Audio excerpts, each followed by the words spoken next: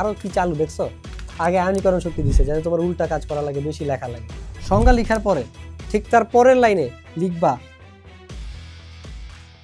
Y Z এবং W মৌলের electron আসক্তি কত। তো ওয়াই তো আমরা কি, ওয়াই হচ্ছে কি ক্লোরিন, চাইছে কোনটা ওয়াই জেড।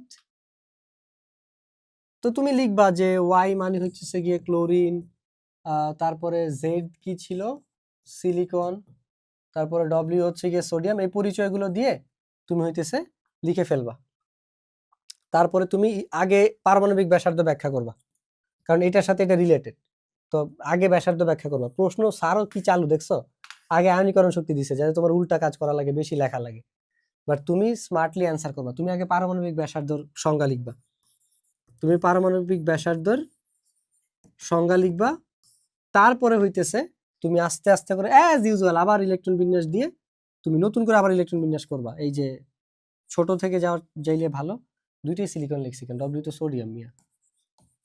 তো এরকম সোডিয়ামেরটা দিয়ে বলবা যে স্যার এটা হচ্ছে পর্যায় আমার 3 আর গ্রুপ হইতেছে গিয়ে 1। এগুলো তো বারবার করছি দেখে ভাই আর করতেছি না। এটা তুমি নিচে নিচে লিখবা, এখানে ইলেকট্রন বিন্যাস, দেন নিচে পর্যায়ের গ্রুপ, দেন তার নিচে আবার ক্লোরিন লিখবা, ক্লোরিনেরটা লিখবা, ইলেকট্রন বিন্যাস, দেন স্যার পর্যায় হবে এটার পর্যায় 3, গ্রুপ হইতেছে গিয়ে স্যার 17।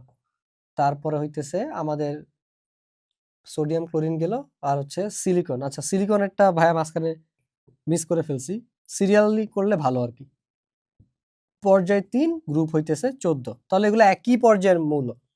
তো 3টে ইলেকট্রন বিন্যাস করার পরে এরপরে তুমি তার নিচে দিয়ে লিখবা, ভাইয়া যেহেতু জায়গা নেই তাই ভাইয়া পাশে লিখতেছি।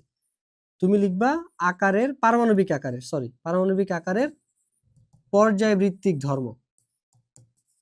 ঠিক আছে, পারমাণবিক আকারের পর্যায়বৃত্তিক ধর্ম।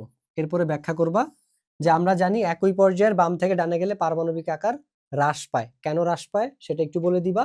দেন তুমি তোমার এটার ব্যাখ্যা দিবা যে আমরা দেখতে পাচ্ছি সোডিয়াম ক্লোরিন সিলিকন একই পর্যায়ের মৌল, তাই এইখানে আমার সোডিয়ামের আকার হবে সব থেকে বড়, দেন সিলিকন, দেন ক্লোরিন। সুতরাং পারমাণবিক আকারের ক্রম এইটা। দেন তার ঠিক পরের প্যারায় তুমি ইলেকট্রন আসক্তির সংজ্ঞা লিখবা, ইলেকট্রন আসক্তির সংজ্ঞা লিখবা। সংজ্ঞা লিখার পরে ঠিক তার পরের লাইনে লিখবা ইলেকট্রন আসক্তির পর্যায়ভিত্তিক ধর্ম। তো লিখবা আমরা জানি একই পর্যায়ের বাম থেকে ডানে গেলে ইলেকট্রন আসক্তি বৃদ্ধি পায় কারণ আকার হ্রাস পায়। দেন ওই ব্যাখ্যাটা দিবা কেন আকার হ্রাস পেলে ইলেকট্রন আসক্তি বৃদ্ধি পায়। দেন তুমি বলবা উপরোক্ত তিনটি মৌল সোডিয়াম সিলিকন ক্লোরিন একই পর্যায়ের, যেহেতু সিলিকন ডান পাশে তাই এখানে ক্লোরিন একদম সর্বডানে, তাই ক্লোরিনের ইলেকট্রন আসক্তি বেশি, দেন সিলিকন, দেন সোডিয়াম।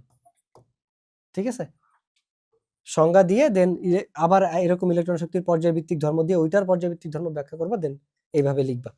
দেন চাইলে ফিনিশিং লাইন হিসেবে তুমি পারমাণবিক আকারের ক্রম, যে উপরোক্ত আলোচনা শেষে বলা যায় পারমাণবিক আকারের ক্রম এইটা, তারপর হচ্ছে গিয়ে ইলেকট্রন শক্তির ক্রম এইটা, দ্যাটস ইট, এটাও দিতে পারো।